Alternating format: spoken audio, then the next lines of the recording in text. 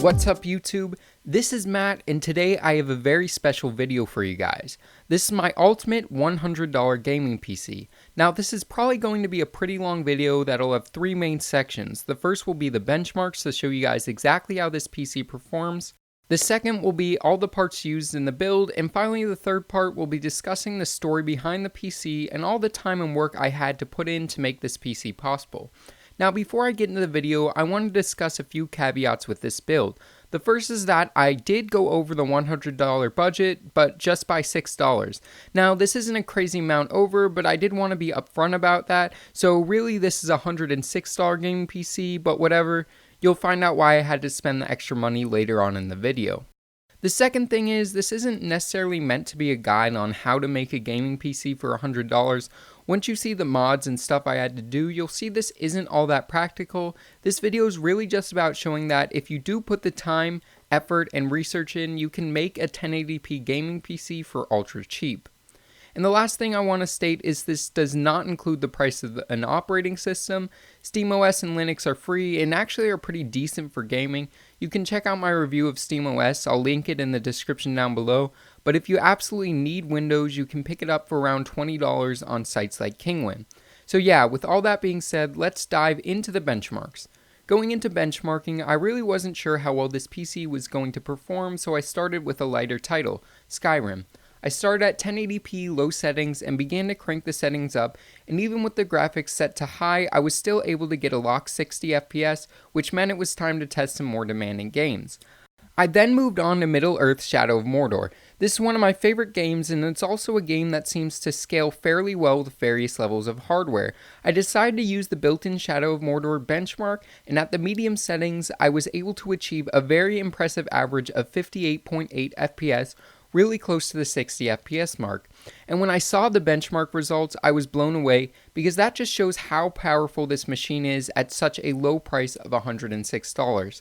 The final game I decided to benchmark was Metro Last Light Redux. This is an older title, but it still has the ability to bring even newer hardware to its knees. So on the built-in Metro Last Light benchmarking tool, I put the settings to medium at 1080p and was able to achieve a very respectable 37.8 FPS average. Though I think these games are a good set to show off the performance of this PC, I do want to make some more videos putting this PC up against other games, so if there are any games you want me to test, leave it in the comment section down below. And just for those of you that will inevitably ask, yes, CSGO, League of Legends, and Minecraft will all work fine on this PC. So now that you have seen how this PC can perform, let's go over the specs that it's rocking. So for this build, I purchased a pre-built Dell Optiplex 760 and upgraded the graphics card and power supply. Starting with the CPU, the system features an Intel Core 2 Quad Q8200, which as the name implies is a quad-core processor, but it's clocked at only 2.33 GHz. This is sitting in a generic BTX motherboard, which is a motherboard form factor that isn't used anymore. For RAM, the system features 4GB of DDR2. Now while 8GB would have been ideal, especially for games like Battlefield 4, as you can see from the benchmark results, 4GB is more than adequate for most games. Moving on to the hard drive, the system features a measly 160GB 7200 RPM Hitachi Dexstar drive, which though small can fit your OS and a decent number of games as long as you're not playing stuff like GTA 5. For graphics, this has a Sapphire HD 7850 with 1GB of GDDR5 video memory. This is a pretty powerful card, but the 1GB of memory did seem to put this PC at a slight disadvantage against newer, more video memory hungry games. Powering the system is a 500 watt Raid Max power supply, which has done a decent job at powering this PC so far. And all these parts are wrapped up inside the surprisingly heavy and sturdy Dell Optiplex 760 case. So now that you've seen the benchmarks and the specs, let's talk about the story behind this PC, how it came to be, and what I had to do to get it fully functional for such a low price. So the build all really started when I found a Core 2 Quad PC on eBay, buy it now, free shipping for $55. I would have bought it instantly, but I saw there were a number of these PCs available at the time, so I decided to sleep on it. The decision turned out to be a smart one because of the way eBay tries to get you to buy products. Sometimes if eBay sees you're looking at a product multiple days in a row, it'll automatically slightly mark down the product in an attempt to get you to buy it. And their tactics worked. I hit the buy it now and got a fully working Core 2 Quad PC for just over $50 with free shipping. Once this was completed, it was time to find a graphics card. I headed over to the subreddit Hardware Swap and made a post that basically said I needed the best GPU I could get for $50. I got a bunch of offers but settled on an HD 7850 1GB card for $50 shipped. So at that point I thought I was good. I would get the PC, pop in the GPU, and would have a full-fledged gaming PC. Well, I was very wrong. When I first received the PC, I realized it was a BTX format and only supported single slot cards. So to fit the card, I would have to mod the case to add an extra slot for the graphics card. Using a drill, jigsaw, and a Dremel disc grinder, I created a crude but effective PCIe slot to fit the graphics card.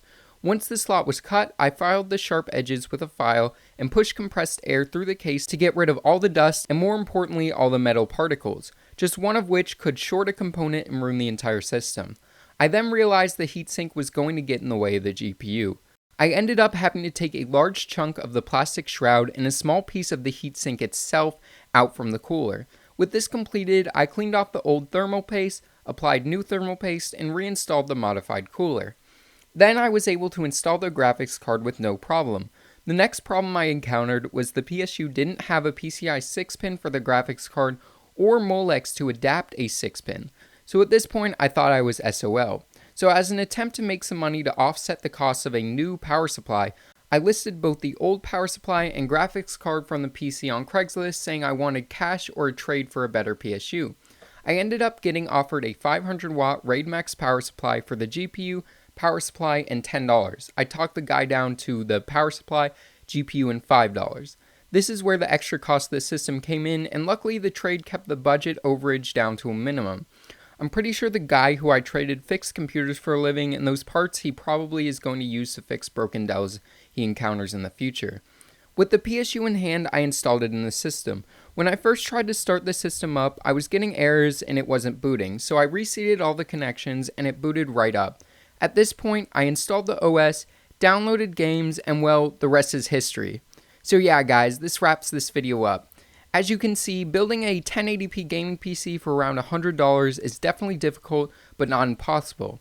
If you guys enjoyed the video, make sure to give this video a thumbs up, and if this is the first video of mine you're seeing, I'd recommend checking out some of my other videos and consider subscribing. It would mean a lot to me. And as always, this is Matt from Tech by Matt, signing out.